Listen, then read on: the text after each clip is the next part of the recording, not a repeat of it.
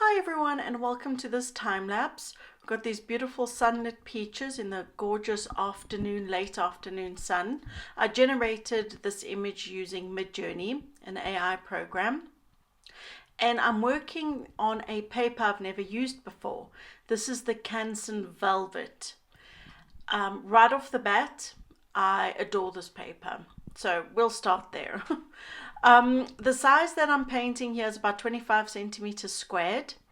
I bought a pad of 12 sheets in the off-white color, and I think I paid about 23 quid on Amazon, so not badly priced, very similar to Pastel Mat.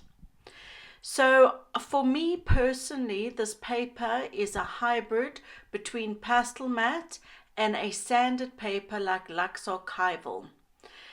I say that because it feels wonderful to work on. It's grittier than Pastel Mat. So there is a grittier texture, but not as gritty as a sanded paper. So I find I did need to get a few layers of pastel on the paper before I could use my fingers to rub in. Like here, there was, even though I've got a few layers, there's still a bit of resistance on my fingertips. It's not scraping my fingertips like a sanded paper would, but it's definitely not smooth like Pastel Mat. There's definitely more of a texture. So with this paper, you do need to have quite a few layers of pastel, even more so than Pastel Mat if you want to use your fingers to rub into the pastel, which is how I work. I use my hands all the time. They're my biggest tool. I love this paper because, as I said, it's beautiful to work on. As soon as you lay that pastel down onto the paper, it just feels, you have to experience it to understand what I'm saying. It just feels delightful. I love how vibrant it keeps the color. You can get vibrant color, of course, on Pastel Mat paper. And I can produce, awesome vibrant color on there too. But somehow this is just a notch more vibrant. It must be down to the texture and the way the crystals of pastel are laying in between those layers of this paper. It's a stunning paper and I highly recommend. I've now used this paper 3 times in a row because I loved it so much. So for this particular piece, we've got a bouquet background. Now these take a long time. I would say the background took me just as long as the peaches themselves, including the leaves. A bouquet background just is that. It just is layer upon layer upon layer upon layer.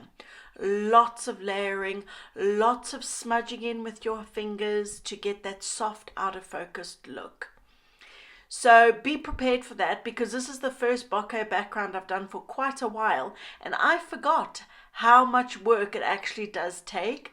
So through this process I'm like, oh, this isn't looking right. Oh, I've forgotten how to do bouquet background. And then my brain kicks in that says you got to keep going. Okay, you're not finished yet. You got to keep going. You got to keep layering. And that's exactly what I had to do. And when I'd finished the background, I was like, oh, wow, yeah, okay. A bouquet background, I've got to remember it just does take a long time. That's just the nature of it. Lots of layering, lots of rubbing in, and then layering on top. So obviously kept the cleanest part clean of any other pastel dust besides the white, which you can see in the middle where the brightest part of the painting. It's really important to keep that white. So I started with that to keep that as white as possible. You can layer light colors on top of dark with this paper, but because that white is just so bright, I didn't want to do that for this. I wanted to keep that brightness in the background free from any other pigment. In the peaches themselves, I have also used fluorescent colors. I used a bit of the Diane Townsend, which are not my favorite pastel. They just don't layer very well. They don't pack a punch.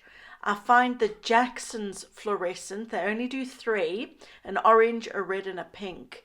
They are even better than the Diane Townsend, in my opinion. They just layer much nicer on over other pastel. So lots of layering, bringing in oranges. I'm thinking of glowing colors, thinking of fire.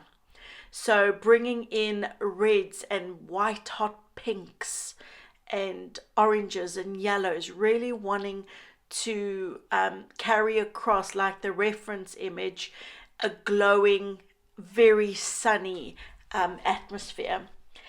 And like I said, you can achieve that by sticking to the color wheel between the reds and the yellows. So pinks, reds, yellow. And then that works really nicely with the greens as well. The greens have a lot of yellow in them too. So I used a lot of yellow green. There is a little bit of turquoise in there too, just for contrast. But the greens have a little bit of blue green. The leaves, sorry, have a little bit of blue green, but mainly yellow green. Really important. If you wanted to check this out, it is over on my Patreon in real time, where I'm talking a lot more about why I'm doing what I'm doing. So I shall leave a link in the description below if you wanted to check me out for that. But I'm going to leave you here. There's just a few little seconds left, but I hope you've enjoyed this, and I shall see you in the next one. Bye for now.